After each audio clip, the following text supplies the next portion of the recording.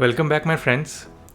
एक बहुत ही लंबे ब्रेक के बाद मैं अभिषेक वापस आया हूँ और उम्मीद करता हूँ कि मैं कुछ इंटरेस्टिंग, कुछ अमेजिंग और कुछ फ़नी इन्फॉर्मेशन को आपके सामने ले आ पाऊँ। तो आज का वीडियो हमारे आईटी सेक्टर से रिलेटेड है। ना आईटी सेक्टर के बारे में तो आप सभी को पता होगा। ऐसा हो सकता है कि बहुत सारे लोग जो उस पार में देख रहे हो वो ऑलरेडी उस सेक्टर में काम कर रहे हैं, नौकरी कर रहे हैं। They are professional software engineers, developers etcetera. लेकिन क्या आपको पता है कि ये जो पूरा आउटसोर्सिंग बिजनेस है, the idea of outsourcing a work from one country to another, ये शुरुआत कहाँ से होता है? वैसे हमारा आईटी सेक्टर इंडिया का one of the largest employment generator है। यहाँ 20 लाख से भी ज़्यादा लोग इस सेक्टर से डायरेक्टली और इनडायरेक्टली इन्वॉल्व हैं। और सबसे अमेजिंग बात यह है कि हमारा आईटी सेक्टर सऊदी अरेबिया के ऑयल एक्सपोर्ट्स से भी ज़्यादा एक्सपोर्ट्स करता है। इस इंडस्ट्री के जर्नी में बहुत सारे पिवटल मोमेंट्स आए। 1972 में शिव नादार ने पहला माइक्रो कंप्यूटर सिस्टम बनाया जो कि IBM से भी पहले था। उन्होंने अपनी शुरुआत स्टीव जॉब्स की तरह ही एक गैराज से की थी। फिर 1978 में IBM, जो 1950s से हमारे कंट्री में ऑपरेट कर रहा था, उसने एग्जिट ले लिया because of certain government policies and also the licence raj system. लेकिन उसके एग्जिट की वजह से एक बहुत ही बड़ा वैक्यूम क्रिएट हो गया जिसको बहुत सारी कंपनीज जैसे इन्फोसिस, विप्रो, TCS, इन लोगों ने फिलअप करना चालू कर दिया। और इंडिया का सबसे गोल्डन मोमेंट तब आया जब अमेरिका में और वेस्टर्न वर्ल्ड में एक बहुत बड़ा Y2K क्राइसिस आया। उस क्राइसिस ने इंडियन आईटी सेक्टर को एक ग्लोबल टेक हब में बदल दिया। इन सब के बीच हमें ठहर जाना चाहिए, रुकना चाहिए और सोचना चाहिए कि वो कौन इंसान था जिसके दिमाग में ये कीड़ा आया कि यार इस तरह से भी काम किया जा सकता है। 1970s में जब कोई ईमेल नहीं था, कोई इंटरनेट नहीं था, जूम नहीं था, तो उस टाइम पे इंडिया के एक जीनियस सॉफ्टवेयर इंजीनियर जिनका नाम था नरेंद्र पत्नी, उनके दिमाग में ही ये आउटसोर्सिंग का आइडिया अचानक से आया। He was like any other Indian software engineer. He graduated from IIT Roorkee, फिर उन्होंने अपनी masters in electrical engineering MIT Cambridge से की। फिर उसके बाद उन्होंने बहुत सारे डिफरेंट अमेरिकन कंपनीज में काम किया और फॉरेस्टर कंसल्टिंग ग्रुप नामक एक कंपनी में प्रेसिडेंट के रोल पे अपॉइंट हो गए।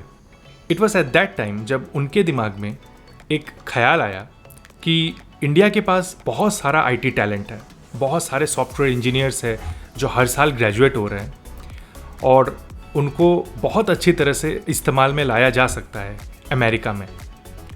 लेकिन इंडियन इंजीनियर्स को इंडिया से अमेरिका में लेके आना एक एक्सपेंसिव काम था। लेकिन उसी प्रोसेस को अगर हमने उल्टा कर दिया, अमेरिकन कंपनीज़ के काम को अमेरिका से इंडिया में भेज दिया जाता, so maybe it could have been possible. इस हाइपोथेसिस को टेस्ट करने के लिए उन्होंने सेंट पॉल स्ट्रीट कैम्ब्रिज को चुना और ये एक हिस्टोरिक एरिया बन गया because it turned out to be a successful experiment. The process was simple.